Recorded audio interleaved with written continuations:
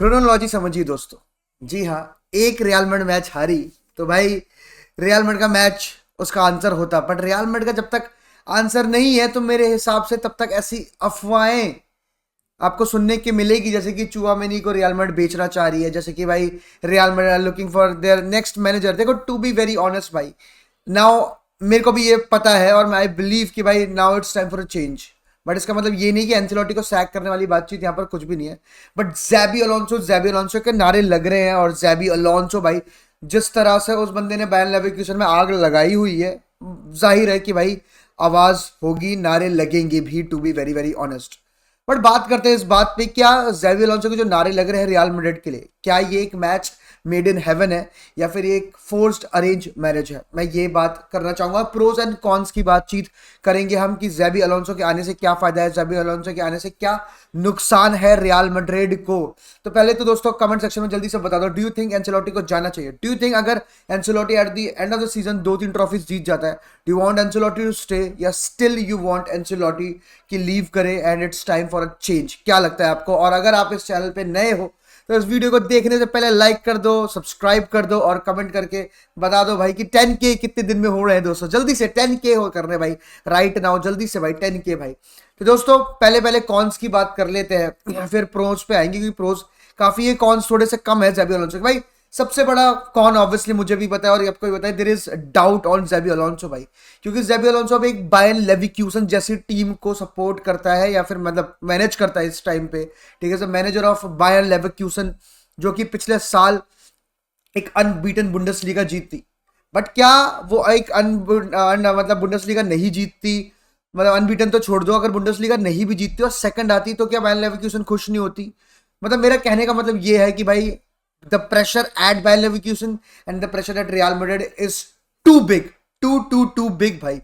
And to be very honest भाई, यहाँ पर रियल मैड्रिड में जिस तरह से चीजें होती है, जिस तरह से फैंस रिएक्ट करते हैं, आपको पता है भाई, सबसे बड़ा एग्जांपल इसका ज़ैवी ज़ैवी है। ऑब्वियसली वो बार्सिलोना आया, लेजेंड ऑफ अ प्लेयर भाई, लेकिन जब वो परफॉर्मेंस नहीं आई तो भाई मीडिया चढ़ गई, भाई मीडिया पूरी चढ़ गई और उसने सामने आके बोला कि भाई यहाँ की मीडिया तुम्हें कच्चा चबा जाती है and I don't like that. और फिर वही एक बहुत बड़ा प्रेशर था जिसकी वजह से जावी ने रिजाइन कर दिया, और फिर उसके बाद जो भी हुआ वो अलग बातचीत है। लेकिन the pressure at Real Madrid is too big, the egos that Xabi Alonso needs to manage here भाई, वहां पर सबसे बड़ा ईगो ज़ैबी अलोंसो है। यहाँ पर भाई नहीं, अनफॉर्चुनेटली इस टाइम पे उससे बड़े प्लेयर्स होंगे, मतलब उससे बड़े ईगोज ड्रेसिंग रूम में है। यहाँ पर एक बैलन डियोर और यहाँ पर किलियन एम्बापे है, यहाँ पर बेलिंगम है।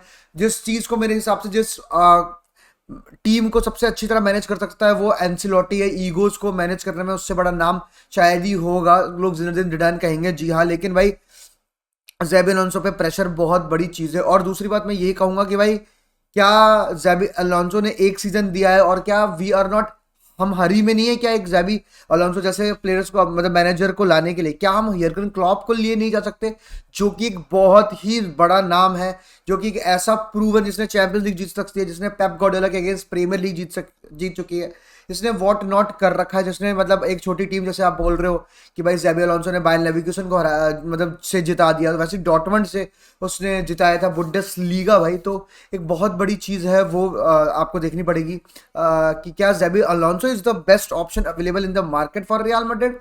ये एक बहुत बड़ा क्वेश्चन है। और उसके बाद एक अगला कौन या फिर एक क्वेश्चन ही कहूंगा मैं, ये है कि भाई क्या रियल मैड्रिड के पास वो प्लेयर है जो कि बैक थ्री में ऑपरेट कर पाएंगे, जो कि ज़ैबी अलोंसो का सिस्टम है? क्या हमारे पास ऐसे 3 सेंटर बैक हैं? अब लोग कहेंगे फर्नैंडो मेंडी को आप सेंटर बैक खिला सकते हो, चुआमेनी बैक थ्री का हिस्सा बन सकता है, but that is not the, obviously Xabi Alonso आएगा तो he will ask for players. क्या जिस बंदे ने एंचेलोटी की बात नहीं चुनी, फ्लोरेंटिनो पेरेस, क्या वो बात सुन पाएगा ज़ैबी अलोंसो की? क्या ज़ैबी अलोंसो को वो प्लेयर्स मिलेंगे? To be very very honest भाई, मेरे हिसाब से यही कौन थे भाई प्रोज की। अगर मैं बात करूँ तो ढेर सारे प्रोज हैं भाई, ढेर सारे प्रोज हैं भाई। क्या मैंने ज़ावी का एग्जांपल दिया, वहां पर मैं एक जिनेदिन जिडान का भी ऑप्शन दे सकता हूँ भाई। When Zinedine Zidane came, obviously he was तो वेरी न्यू भाई, उसने तो ज़ावी अलोंसो जैसा कुछ भी नहीं करा था। एंड भाई being a legend of the team से बहुत बड़ा फायदा होता है, the players look up to you, और ज़ैबी अलोंसो वो काम कर चुका है। Champions League winner, is La Liga winner at Real Madrid, 100 point वाली टीम का हिस्सा था वो,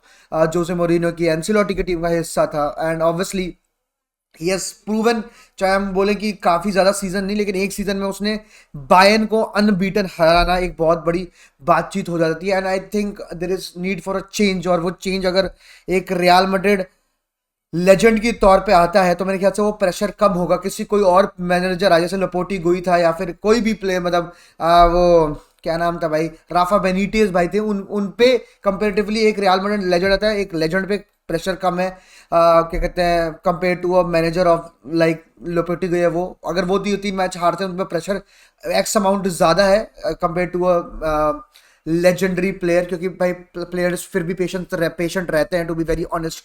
एंड जेबी अलोंसो इज क्या कहते हैं प्लेयर जो कि ऑब्वियसली अंडर एंसिलोटी खिला हुआ है। Florentino Perez knows him very well, एक रिलेशनशिप जो है वो बहुत अच्छी है।